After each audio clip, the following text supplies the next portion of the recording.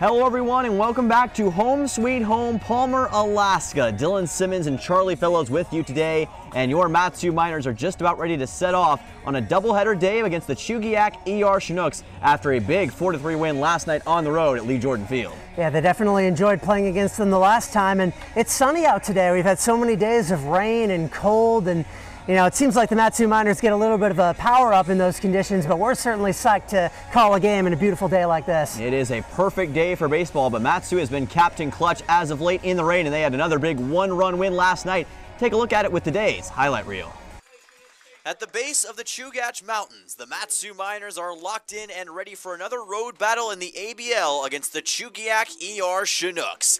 Hello everyone and welcome to Lee Jordan Field in Chugiak, Alaska. Dylan Simmons and Charlie Fellows joining you this evening as your Miners look for another monumental win on the heels of a victory in what might have been the game of the year in the Alaska Baseball League. So on our pregame show, delivered the game-winning RBI double in the sudden death 11th inning to beat the Bucks. Counts 0-1. Here is a liner into center that's going to get down for a base hit. Wilcox on to first with a single here in the top half of the first inning, and he keeps his red-hot momentum going. Oslin strikeout, chasing pitches.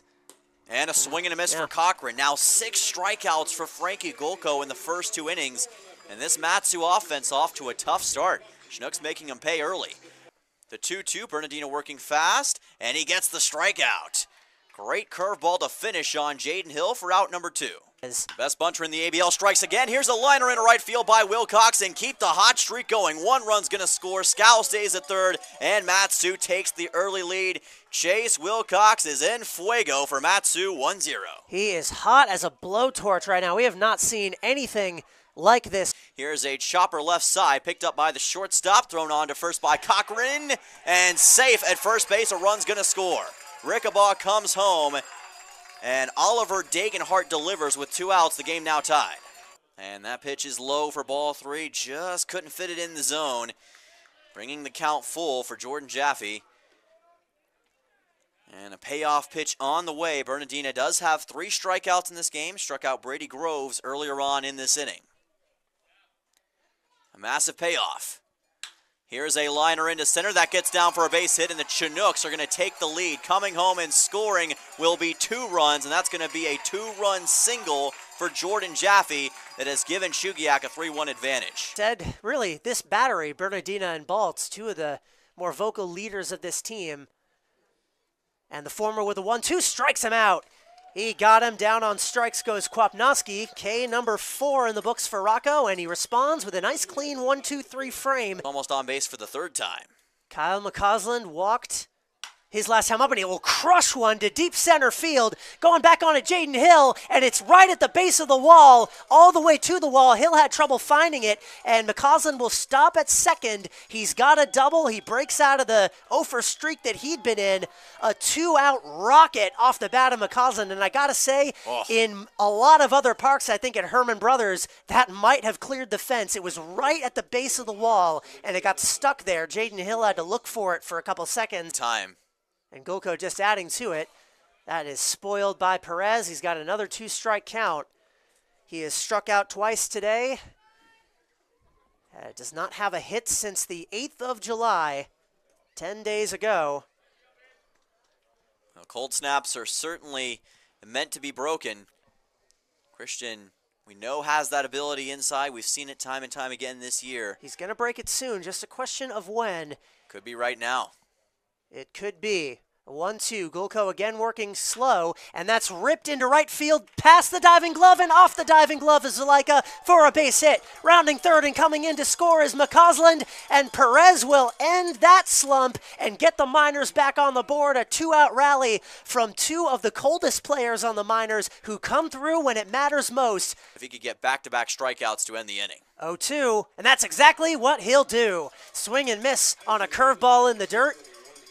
The Chinooks get a pair in scoring position. This time, though, they are not able to capitalize. Spared from that, it will be a 2-1 count. I'll cut them a little bit of slack because that was relatively close, but I think it was clear enough that Scow had made it in time. 2-1. Showing bunt again, and that's a pop-up, and it will land fair, and the catcher won't have anything to do with it. I thought at first that might land in the glove of the catcher, R.J. Rickabaugh, but instead it landed right in front of him, and Drake Kerr's got a free base hit out of it. Important of a moment in this game we are watching right now. Yeah, and that's the risk of intentionally walking Christian Perez, because now you've got the bases loaded and a run automatically scores. So that decision may be backfiring a little bit for the Chinooks. 3-1 count. Alvetti inside.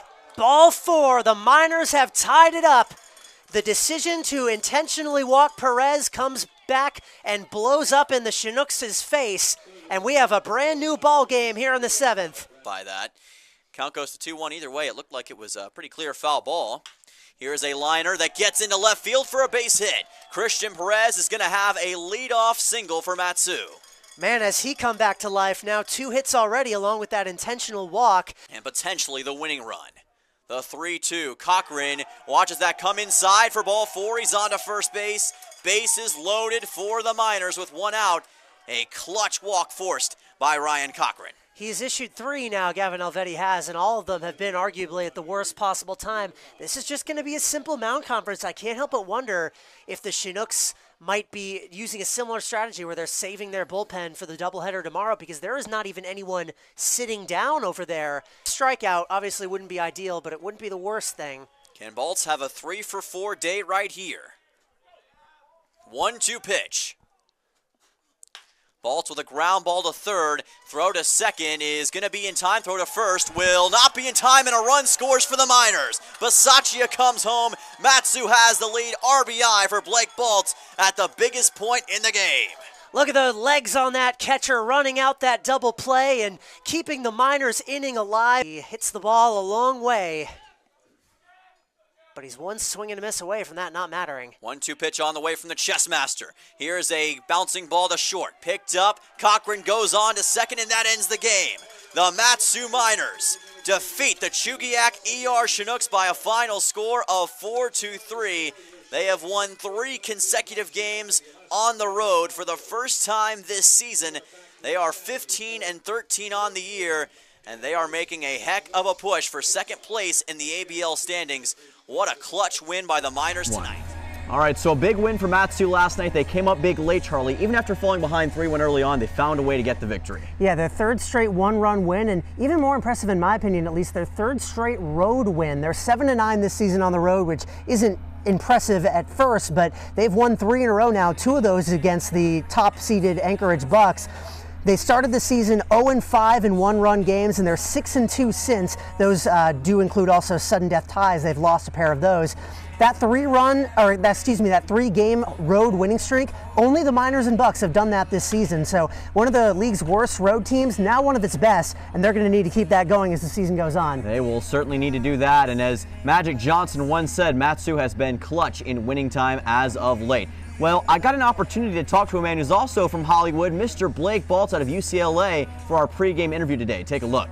What's going on, Miners fans? Welcome back to Matsu Miners Baseball on YouTube. Dylan Simmons here, and today I'm excited to be joined by Mr. Blake Balsz. And Blake, good to see you today. Good to see you as well. Well, you had what I'd call a star-making performance last night.